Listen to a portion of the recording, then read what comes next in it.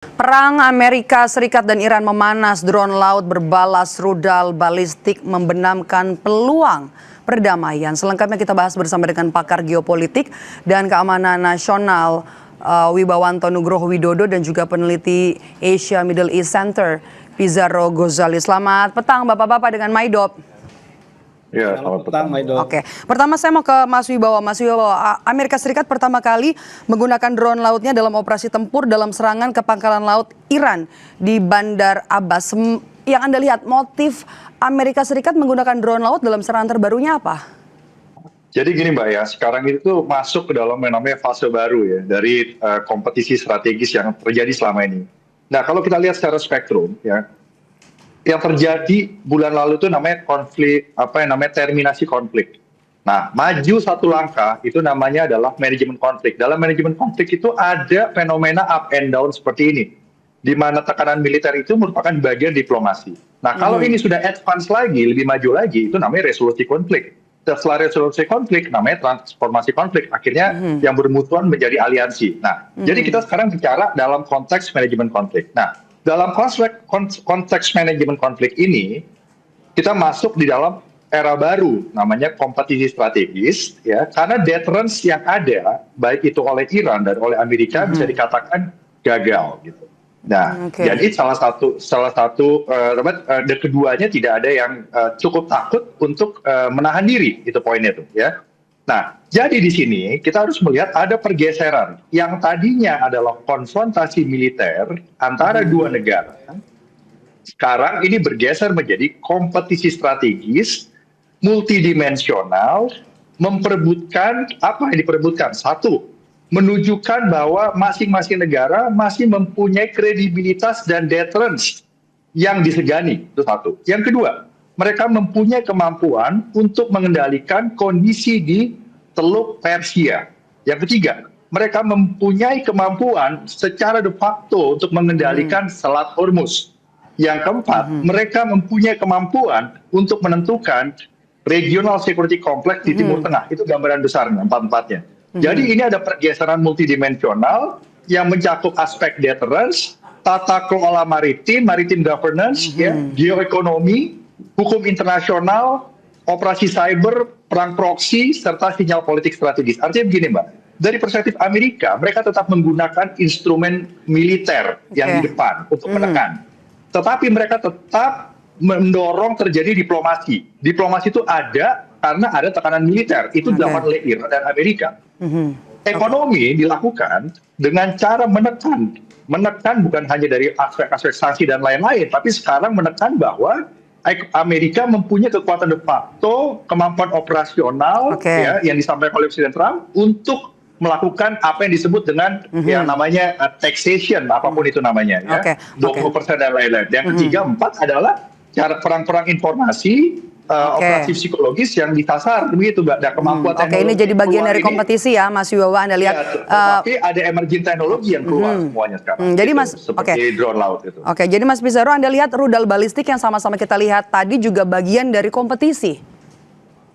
Iya, saya kira sekarang Iran akan sangat semakin mengeras ya dengan kendali utama kebijakan luar negerinya itu diambil alih oleh IRGC gitu. Bahkan kita lihat IRGC itu bisa menganulir kesepakatan-kesepakatan yang sudah dibuat oleh Menlu Abbas Araghchi ya dalam mengelola Selat Hormuz. Kita contohnya dulu ya, misalkan Araghchi dan Oman itu sepakat itu kendali Selat Hormuz itu akan dikelola bersama oleh Oman dan Iran. Saya kira pertemuan mereka, komunikasi mereka tuh dilakukan berkali-kali saja, bukan hanya kepada kesepakatan di Swiss.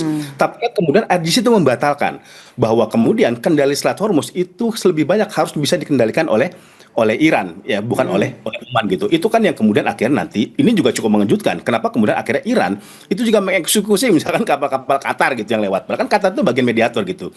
Jadi ini kemudian ini memang ada pertunjukan kekuatan masing-masing antara Amerika Serikat dengan Iran. Dan jangan lupa sekarang Maido, per hari ini ya misalkan ya kepala kebijakan luar negeri parlemen Iran itu Abraham Azizi itu udah mulai memperkenalkan RUU untuk mengendalikan Selat Hormuz itu ada di tangan Iran seperti itu. Ini yang kemudian menurut saya melihat membacanya kebijakan Iran sekarang tuh lebih hawkish, dia lebih keras karena emang kita melihat ini tidak lepas dari situasi yang ada di lapangan. Misalkan gitu, Iran melihat bagaimana kemudian Trump misalkan menyebut orang-orang Iran itu sampah, tidak bisa diajak negosiasi.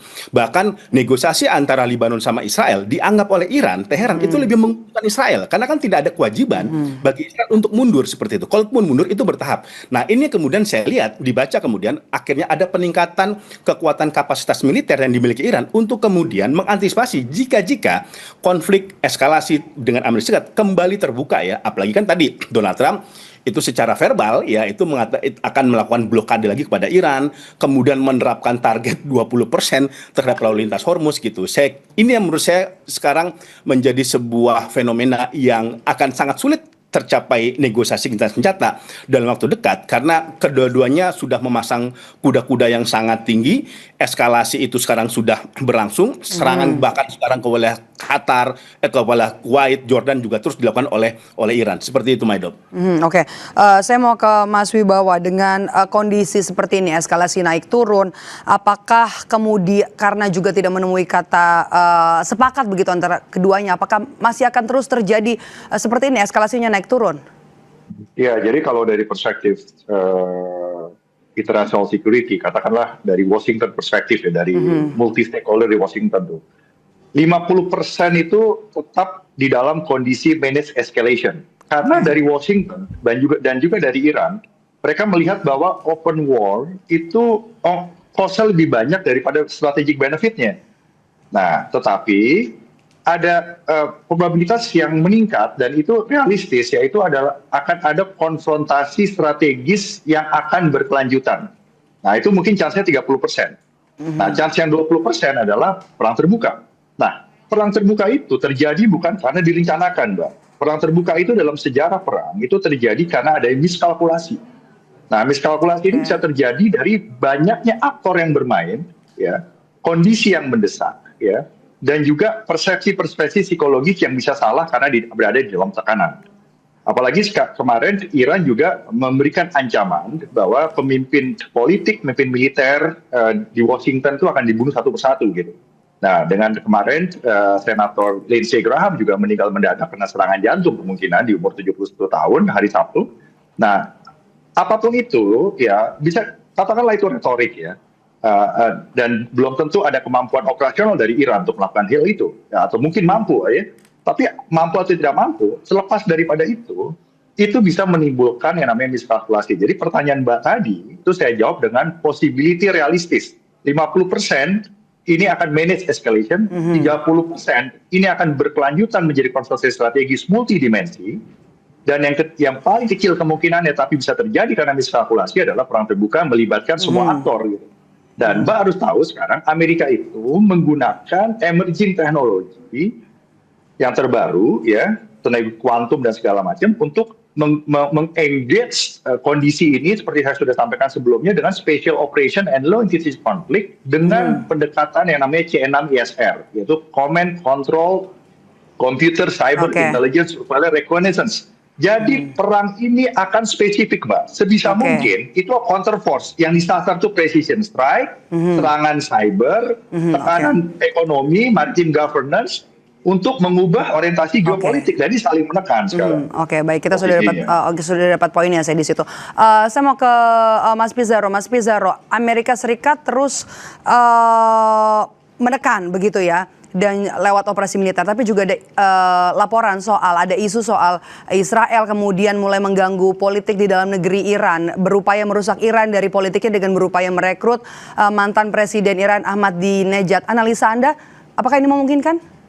Ya, menurut saya ini sebenarnya menarik ya. Ini ada misalkan laporan ya, investigasi yang dilakukan oleh NYT terkait adanya upaya dari Israel untuk merekrut Ahmadinejad. Padahal Ahmadinejad ini tokoh anti-Israel, narasi-narasinya itu sangat kontra terhadap Zionisme. Tetapi jangan lupa memang Mbak Maidob, masalahnya Ahmadinejad itu juga tersingkir dalam politik Iran.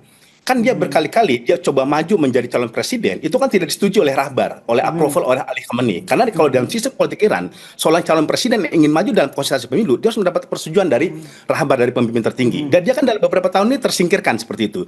Dan ini kemudian ada titik temu antara Ahmadinejad dengan kepentingan Israel. Israel juga sadar kalau merekrut agen-agen untuk menjadi pemimpin politik, merubah rejim yang ada di Iran, tampaknya tidak bisa dari orang-orang exile. Mbak Maidob, kita mau tahu ya, Pahlavi itu ya, anaknya Shahreza Pahlavi, itu kan berkali-kali kan ditolak karena dianggap ini kepanjangan tangan Barat, kepanjangan tangan Israel. Tetapi kalau kemudian yang diambil itu Ahmadinejad, pertama dia basisnya konservatif, dia memiliki pendukung sendiri di wilayah Iran, dan dia udah punya pengalaman memimpin Iran seperti itu. Ini dianggap ini mengurangi resiko penolakan. Jadi singkatnya memungkinkan nggak, Mas Pizarro? Akan sangat berat. Problematikanya ialah pertama dia sudah lama tidak lagi jadi pemimpin dan basis kekuatannya sudah mulai melemah walaupun dia punya pendukung seperti itu.